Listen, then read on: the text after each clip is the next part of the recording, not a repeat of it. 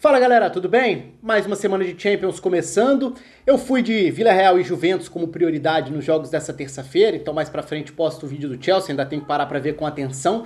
E Villarreal e Juventus era um confronto interessante, não são dois times hoje do mais alto nível, da primeira prateleira da Europa em termos de Champions, mas são dois treinadores e dois times capazes de se adaptar e que poderiam fazer um jogo interessante em termos de cenário, contextos, adaptação tática, e o jogo acaba condicionado por um gol que sai muito cedo também, então isso tudo acaba entrando no meio da análise. Acho que foi um bom jogo de uma maneira geral, com momentos das duas equipes, principalmente se a gente for pensar que o início já tem um gol com meio minuto da Juventus, com o Vlahovic na estreia na Champions, e ele vira um personagem indiscutivelmente, né? Porque era a estreia, era o cartão de visitas do Vlahovic entrando na principal competição de clubes do planeta. Se a gente pensar que os outros grandes nomes da geração dele já estão brilhando, e ele tende a ser mais um cara para essa geração de grandes nomes, quando a gente fala de Mbappé, já com protagonismo há vários anos, com o Haaland já se firmou, já se consolidou no mais alto nível nos últimos anos. O Vlahovic tenta entrar nessa turma, foi contratado para isso, vinha numa temporada, aliás, vinha de temporadas fantásticas na Fiorentina e chegou na Juventus causando um impacto imediato na Série A, e o impacto na Champions não poderia ter sido mais imediato, mais instantâneo, né? O primeiro jogo dele na Champions, um gol com meio minuto, num mata-mata, contra o Villarreal fora de casa. E ganhando duelos, conseguindo sustentar contra a defesa, conseguindo se impor diante, e no caso do gol, entre os dois zagueiros, né, Pau Torres e Raul Albiol. Então, assim, o início de jogo do Vlahovic chamou muita atenção. Pelo gol, claro, mas também pela capacidade dele em reter a bola, em segurar, em fazer o pivô, em ganhar duelos contra o Albiol no início do jogo. No segundo tempo, o Albiol consegue reagir dentro desse duelo, e aí o Vlahovic já não aparece tanto. Ainda teve chance numa bela finalização no segundo tempo também, poderia ter feito o segundo dele, mas virou um grande personagem. Agora, quando a gente fala do jogo como um todo, esse gol impacta, é claro, nas estruturas, principalmente se a gente pensar aqui, qual que era o contexto dessa partida? Além de um duelo entre Allegri e Unai Emery, dois treinadores que têm esse lado estratégico interessante, o Villarreal, a sua melhor atuação na Champions até aqui foi na última rodada da fase de grupos, aquele jogo até que foi adiado por causa da neve, ficou pro dia seguinte, Villarreal e Atalanta. O Villarreal eliminou a Atalanta na fase de grupos da Champions, tendo uma grandíssima atuação, sendo o time das transições, o time dos contra-ataques, o time que vai castigar se tiver espaços para lançar suas opções de velocidade. Naquele dia especificamente o Dani Olmo foi o cara, e diante da Juventus a expectativa era de que o Villarreal pudesse assumir um pouco esse papel também. É um time que tem capacidade para ficar com a bola, para trabalhar com posse, para iniciar a partir do Parejo, por exemplo, que é um enorme de um organizador de centro do campo, ou a partir dos zagueiros. Pau Torres é um zagueiro que tem boa saída de bola, até teve dificuldades no jogo, mas é um zagueiro de bom passe, enfim. Não seria um problema o Villarreal ficar com a bola.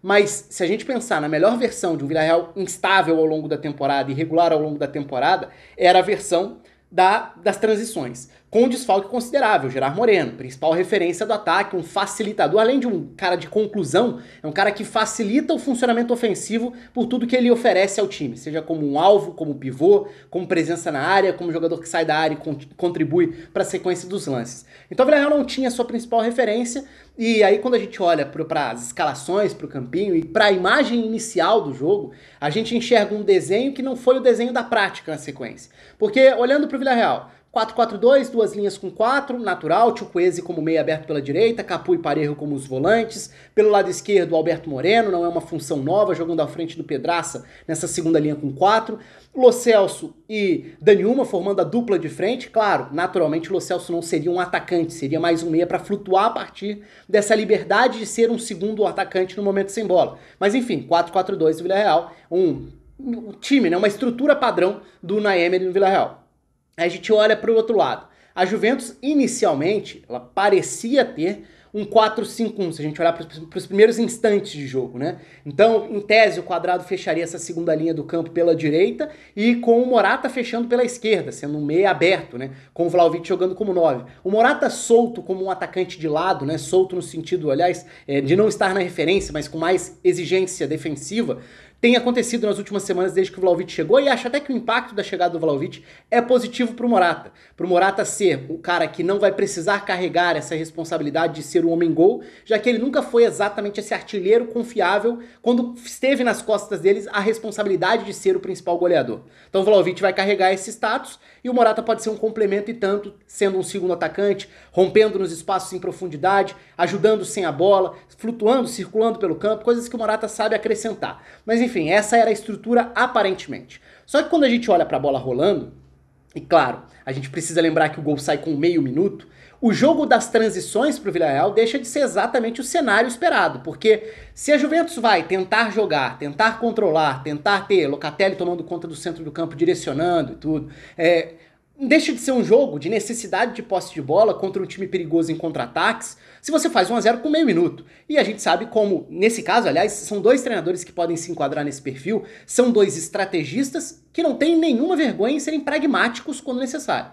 Então, é natural que a Juventus com o Allegri seja um time tranquilo a partir do momento em que tem 1-0 fora de casa num jogo de ida de mata-mata, não vai fazer nenhuma questão de se expor, ainda mais contra o adversário de contra-ataque perigoso.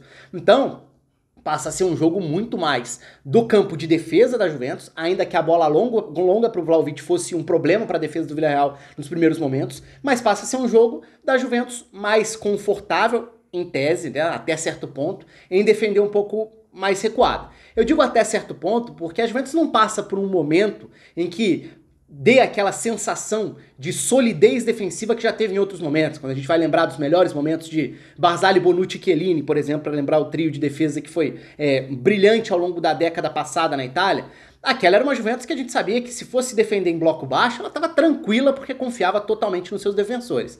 Essa não é uma Juventus com essa tranquilidade toda para confiar que, marcando ali na altura da entrada da própria área, não vai ter problema, que não vai deixar o adversário criar. Tanto que aos poucos o Villarreal começa a criar problemas. E aos poucos até a Juventus consegue ter os seus melhores minutos, adiantando um pouco mais o bloco, marcando um pouco mais em cima com encaixes que eu vou chegar lá na questão do campinho. Então quando a gente olha para a distribuição das peças, inicialmente era essa. Quando a gente olha para o funcionamento, aí a gente precisa lembrar que o Villarreal tem essa estrutura desse 4-4-2, mas no momento com bola tem variações bastante importantes. Então, por exemplo, pelo lado esquerdo, o Pedraça é o lateral que ataca o corredor. Então ele vai se projetar por lá. O Foyt fica um pouco mais na base da saída de bola, mais próximo dos dois zagueiros. Então, o Foyt fica com um terceiro jogador da base da saída, Parejo e Capu são os dois meio-campistas à frente, em vários momentos se alternam, quem volta participa da base, quem se projeta, no caso do gol até o Parejo aparece dentro da área, mas de uma maneira geral o Capu é mais da chegada, o Parejo é mais da distribuição.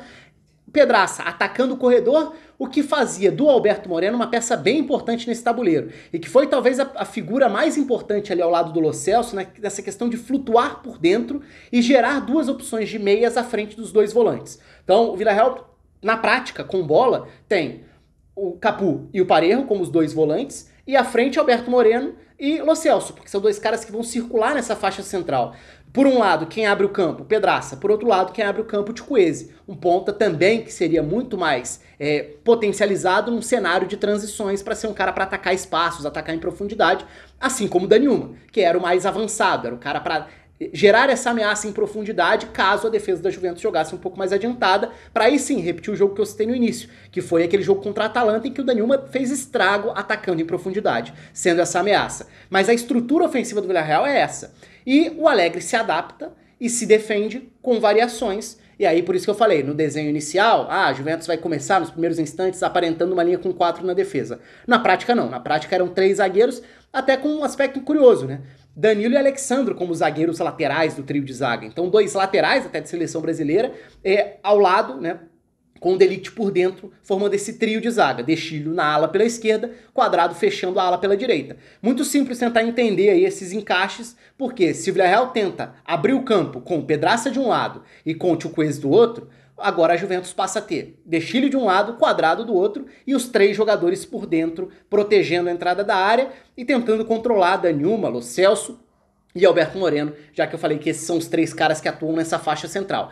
Nos momentos de bloco mais recuado, Locatelli como essa figura, né? Em alguns momentos até um 5-4-1 mesmo, com o Morata ajudando a fechar pelo lado esquerdo, McKennie pelo lado direito, com o Rabiot e Locatelli formando a dupla de meio-campistas. Em outros momentos, o Morata um pouco mais solto, vira quase um segundo atacante, mas com mais exigência defensiva, e aí é um trio de meio-campistas protegendo a entrada da área à frente dessa linha com 5. Essa é a estrutura da Juventus no momento defensivo. Então esse era o cenário de um Vila Real que tinha jogadores que tentavam circular e que tentavam gerar problemas, por exemplo, Alberto Moreno, tentando incomodar ali um setor que nem sempre era de fácil marcação. E o outro aspecto é, quando a Juventus sobe para pressionar um pouco mais, aí os encaixes já eram bem mais nítidos, né? Porque aí a gente tem que pensar nessa estrutura de ataque do Vila Real, a Juventus encaixava com Morata e Vlahovic pegando 2 zagueiros do Vila Real, o Rabiot ajudava a subir para pressionar a saída do Foyt, um lateral direito que ficava mais na base, não era um lateral que se projetava. Do outro lado, naturalmente, o Quadrado batia de frente com o Pedraça. Da mesma forma, o Dexílio ficava por conta do Chukwueze, que era o ponta pelo outro lado. Na faixa central, Capu e Parejo são os caras da saída de bola.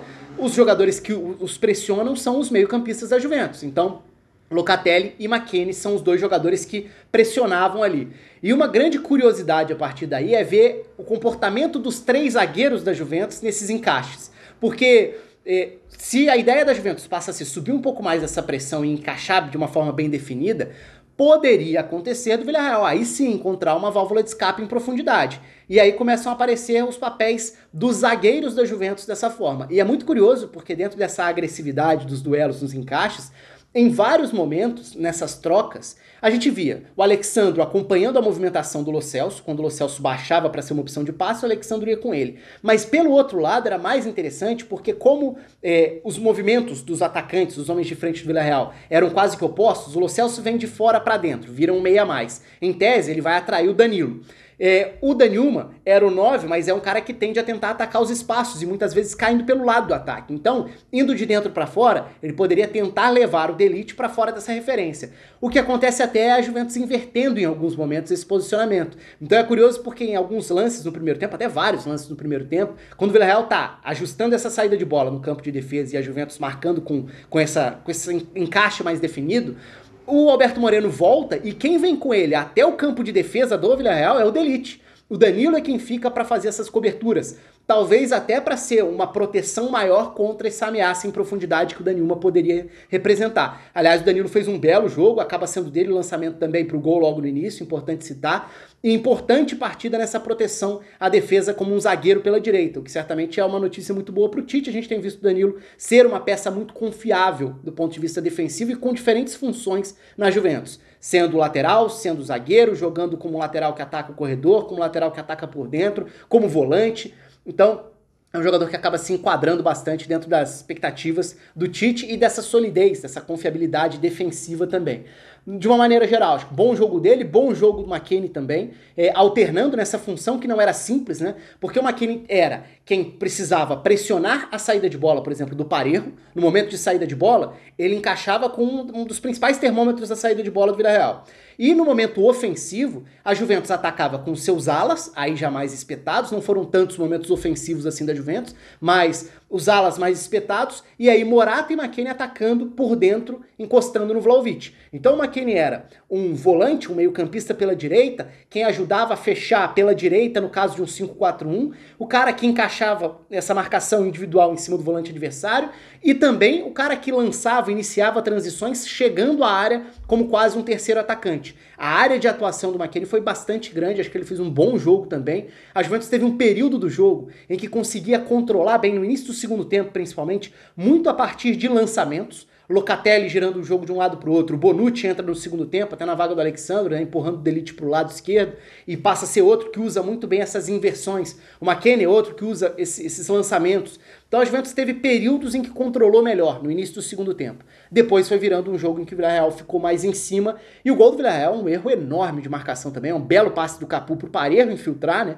O Parejo aparece dentro da área sozinho, os 3 zagueiros da Juventus estão colados, quase juntos, no mesmo lado da área, e o Rabiot, que seria em tese o cara para fazer essa proteção, a infiltração do Parejo não acompanha também. Então entra o belo passe do Capu pro Parejo completar pro gol, fazer o gol de empate. O Rabiot, aliás, poderia ter sido expulso, o lance que não foi revisado pelo VAR, mas de uma maneira geral, eu acho que é um confronto muito aberto, e um confronto que terá vários ingredientes aí de detalhes táticos, de funções específicas, de adaptações e variações, até para a gente saber qual vai ser exatamente o cenário da partida da volta. Lembrando, não tem mais gol fora. Qual vai ser a postura da Juventus? A Juventus vai se proteger de uma forma mais pragmática, vai tentar tomar a iniciativa e ceder espaços para os contra-ataques do Unai Emery nesse risco que isso pode representar pelo Villarreal ter capacidade para isso. Enfim, acho que é um confronto bastante aberto, era um dos confrontos mais iguais para mim quando acontece o sorteio. É claro, a gente em tese pode olhar e falar, Juventus muito maior e tudo, mas o momento da Juventus não é a Juventus de outros períodos da década, né?